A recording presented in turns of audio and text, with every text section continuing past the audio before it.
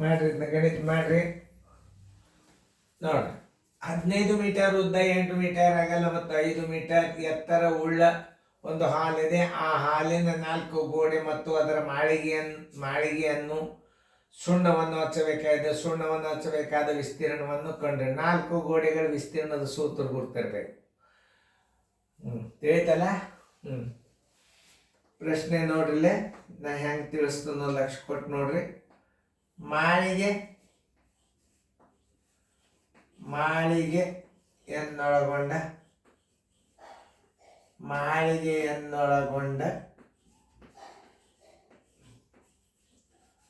4 ಗೋಡೆಗಳ ವಿಸ್ತೀರ್ಣ ಬರೋಬ್ಬರಿ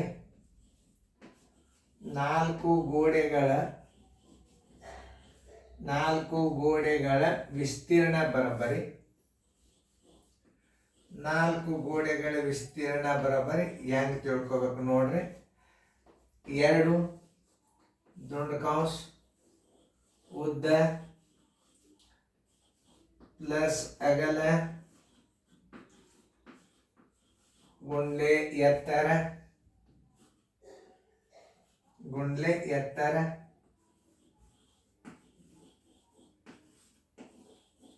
ಪ್ಲಸ್ ಉದ್ದ ಗುಂಡ್ಲೆ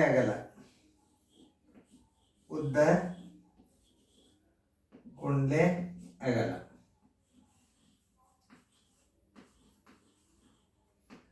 ಯಾಕಂತ ಕೇಳ್ರಿ.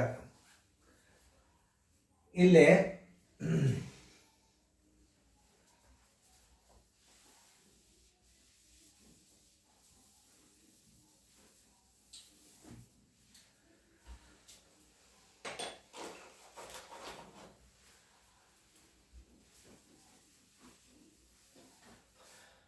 ಬರೋಬ್ಬರಿ 2 ದುಂಡು ಕೌಂಸ್ ಉದ್ದ ಪ್ಲಸ್ ಅಗಲ ಗುಂಡ್ಲೆ ಎತ್ತರ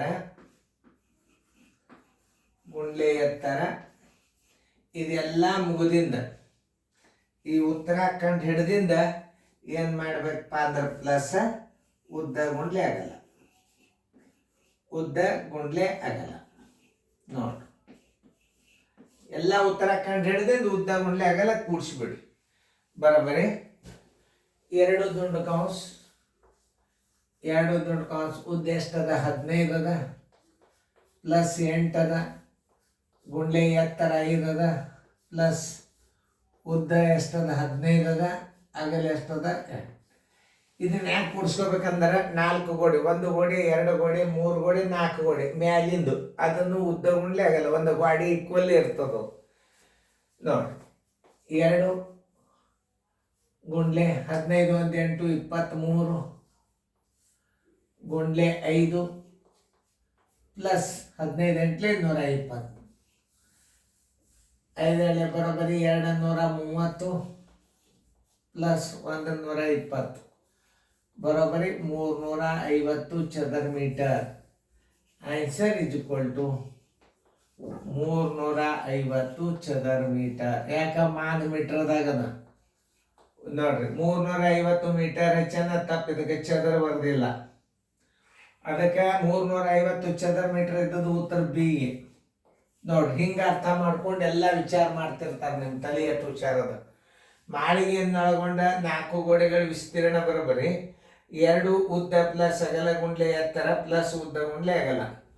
ಅದನ್ನು ಮಾಡಿದಾಗ 350 ಬಂತು. 350 ಮೀಟರ್ ಹಚ್ಚಿದ್ರೆ ತಪ್ಪ, 350 ಸೆಂಟಿಮೀಟರ್ ಹಚ್ಚಿದ್ರು ತಪ್ಪ. ಎಲ್ಲ ನಿಮ್ಮ ತಲೆ ಚೆಕ್ ಆಗ್ತದೆ. 3500 ಚದರ ಸೆಂಟಿಮೀಟರ್ ಇದು ತಪ್ಪು. 350 ಚದರ ಮೀಟರ್ ಕರೆಕ್ಟ್ ಅದ. ಉತ್ತರ ಸಂಖ್ಯೆ ಬಿ. ಚೆನ್ನಾಗಿ ನೋಡ್ಕೊಡ್ರಿ.